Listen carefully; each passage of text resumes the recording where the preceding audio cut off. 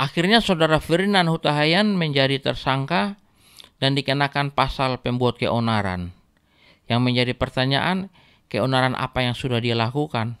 Jadi lucu kan? Sulit dijawab kan? Apa yang dikatakan oleh Ferdinand yang dianggap kontroversi tersebut sebenarnya merupakan bagian dari kebebasan berpendapat untuk mempertahankan NKRI dan Pancasila. Dan mereka-mereka yang tersinggunglah pembuat keonaran sesungguhnya, karena mereka ingin mengganti Pancasila dengan paham khilafah yang saya sebut dan semua orang sebut mereka sebagai kaum kadrun. Ini sangat berbahaya. Mari kita bandingkan saudara Ferdinand dengan si Haris pertama, si pelapor itu. Haris pertama sebagai pelapor, di waktu yang lalu dia juga pernah melaporkan Abu Janda. Abu Janda dengan Ferdinand sama aja mereka. Mereka ingin mempertahankan NKRI dan Pancasila dari kaum kadrun. Haris pertama sendiri adalah orang bermasalah. Dia dipecat dari KNPI karena dia melakukan beberapa pelanggaran. Antara lain, mengelola keuangan tidak transparan, menggunakan harta benda organisasi dengan tidak bertanggung jawab, dan yang terakhir, membuat keputusan organisasi tanpa rapat organisasi.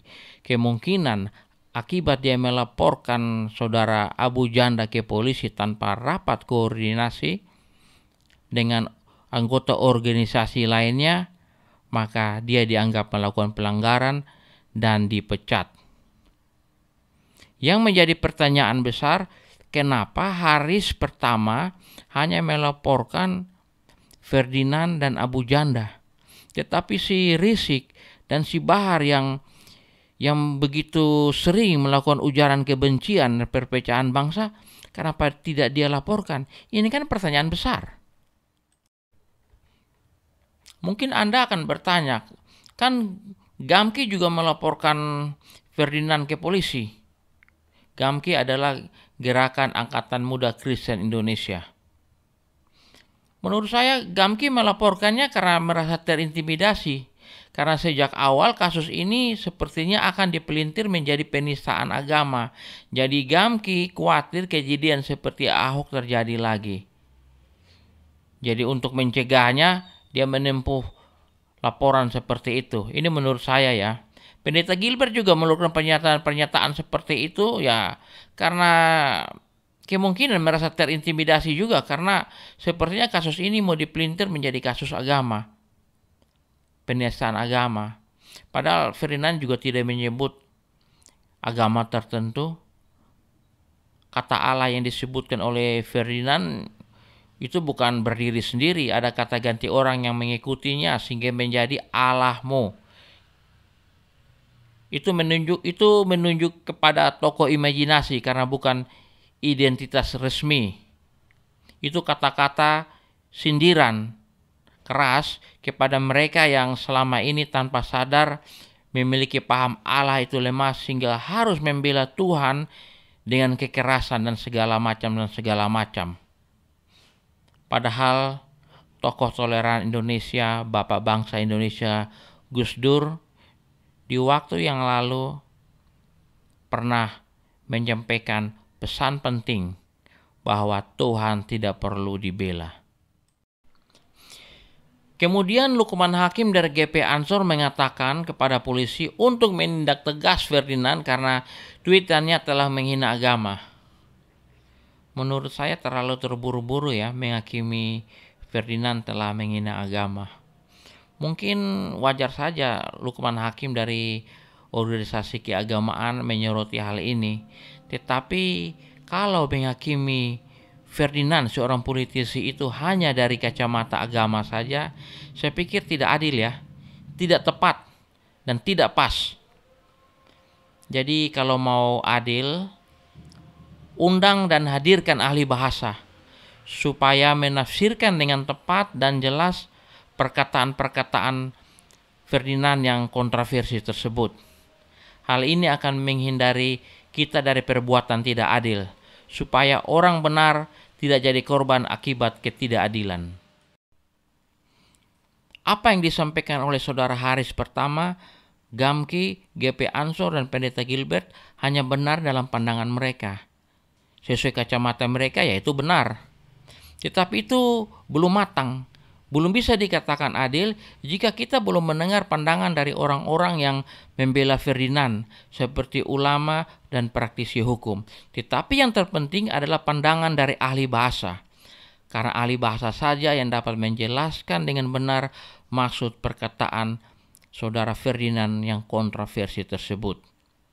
Penegakan hukum itu penting, tetapi menjadi mubazir jika dilakukan dengan cara tidak adil. Jika dilakukan dengan cara tidak adil, itu namanya kesaliman. Jika kesaliman masih terjadi juga seperti yang terjadi pada Ahok di waktu yang lalu, maka bukan mustahil karma Ahok akan berlanjut menjadi karma Ferdinand. Berpikirlah dengan bijak supaya bisa bertindak dengan bijak, sebab Tuhan itu adil. Ada seseorang yang telah menyampaikan pesan pribadi kepada saya supaya tidak perlu membela Saudara Ferdinand dengan total dan habis-habisan seperti ini. Karena bisa jadi apa yang terjadi pada dia saat ini adalah hasil dari apa yang telah dia tabur di waktu yang lalu. Sobatku, saya berpikir dengan cara berbeda. Saya tidak ingin mengingat-ingat kesalahan orang di waktu yang lalu, supaya saya bisa hidup untuk masa depan. Setiap orang memiliki kesempatan yang kedua.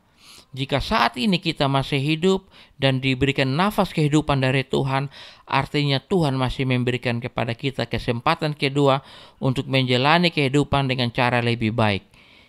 Jika Tuhan saja masih memberikan kesempatan kedua, kenapa saya tidak?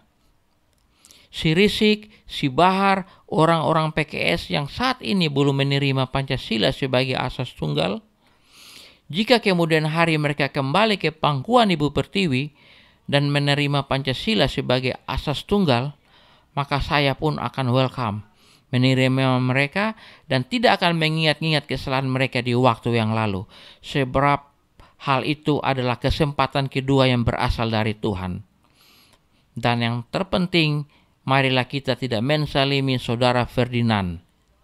Jika kita mensalimi dia seperti yang terjadi pada era Ahok di waktu yang lalu di mana banyak orang telah mensalimi dia, maka bukan mustahil karma Ahok akan berlanjut menjadi karma Ferdinand. Berpikirlah dengan bijak supaya bisa bertindak dengan bijaksana, sebab Tuhan itu adil. Gusti ora sare. Sebagai penutup, saya mau sampaikan bahwa sekalipun saya membela Saudara Ferdinand dengan total dan habis-habisan seperti ini, tetapi jika pengadilan memutuskan hal yang lain tidak seperti yang saya harapkan, saya tetap akan menerimanya. Dan sebagai orang Kristen, saya menilai itu salib yang harus Saudara Ferdinand pikul. Dan sebagai Muslim, Ferdinand juga pasti akan menganggap itu sebagai jalan jihad yang harus dia tempuh. Terima kasih.